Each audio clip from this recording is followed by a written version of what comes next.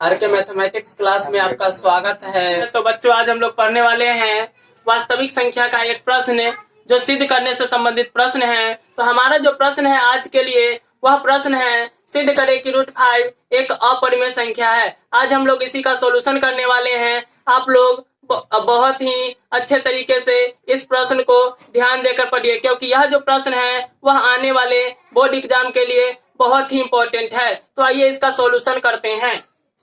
Solution में क्या करते हैं, तो लिखते हैं कि यदि संभव हो तो माना कि √5 बराबर p/q। हमने क्या लिखा, हमने लिखा कि यदि संभव हो तो माना कि √5 बराबर p/q, जहां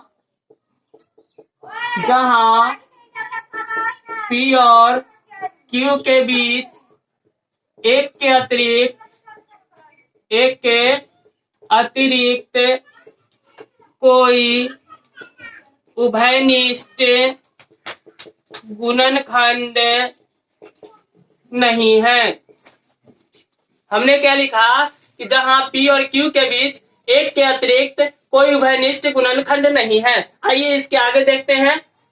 तो √5 बराबर p/q दिया है, तो हम क्या करते हैं ना कि इसका दोनों ओर वर्ग कर देते हैं। तो लिखेंगे दोनों ओर वर्ग करने पर, तो वर्ग करेंगे तो क्या होगा, देखिए इस प्रकार होगा।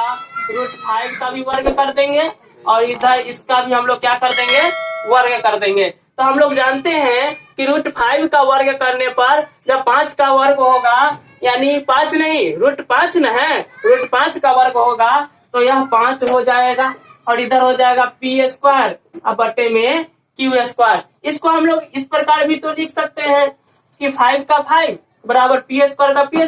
q² का मतलब हुआ कि q गुना q, इसको हम लोग लिख सकते हैं। तो इसको लिख देते हैं q गुना q। इधर देख पा रहे हैं हम कि q जो है वह भाग में है, तो इधर इसको ले आते हैं 5 के साथ, तो यह हो जाएगा 5q बराबर p² बटे q। क्या हो जाएगा, तो हो जाएगा 5q बराबर p² बटे q। इसको हम लोग मान लेते हैं समीकरण 1। क्या मान लेते हैं, समीकरण 1। तो अब हम लोग क्या करते हैं कि समीकरण 1 से चलते हैं।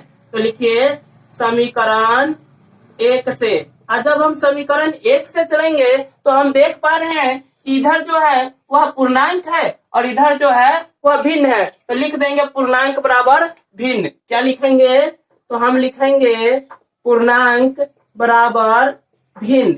अब इसके नीचे क्या लिखेंगे, जो कि संभव नहीं है, अतः हमारी मान्यता गलत है।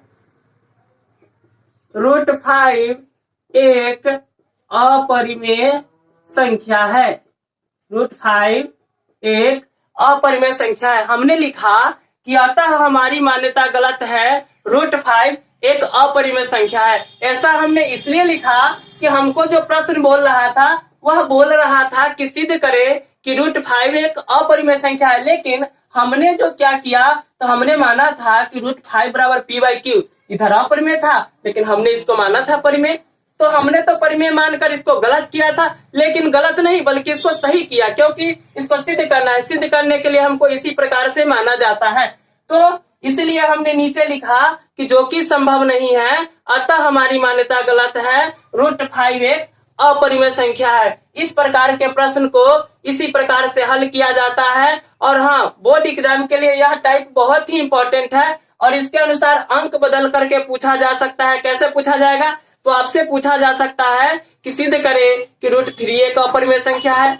फिर आपसे पूछा जा सकता है कि सिद्ध करे कि √7 एक अपरिमेय संख्या है। फिर आपसे पूछा जा सकता है कि सिद्ध करे कि √11 एक अपरिमेय संख्या है। तो इस प्रकार से आपको इसी प्रश्न के अनुसार अंक बदल करके आपसे पूछा जा सकता है। तो होमवर्क में आप इसको नोट कर सकते हैं। तो चलिए आइए होमवर्क में इसको नोट कर लेते हैं। कैसे, तो HW में नोट कर लेते हैं √2 यानी आपको बोल सकता है कि सिद्ध करे कि √2 एक अपरिमेय संख्या। हम अगला होमवर्क में नंबर 2 में नोट कर लेते हैं √3, यानी कि आपको बोल सकता है कि सिद्ध करे कि √3 एक अपरिमेय संख्या है। नंबर 3 में हम लोग क्या नोट कर लेते हैं, तो नंबर 3 में हम लोग नोट कर लेते हैं √11, यानी आपको यह भी बोल सकता है कि सिद्ध करे कि √11 एक अपरिमेय संख्या। इस प्रकार से आपको प्रश्न पूछ सकता है। और हाँ, ध्यान दीजिए, अगर यह वीडियो आपको अच्छी लगी हो तो प्लीज लाइक, कमेंट और सब्सक्राइब करें। धन्यवाद।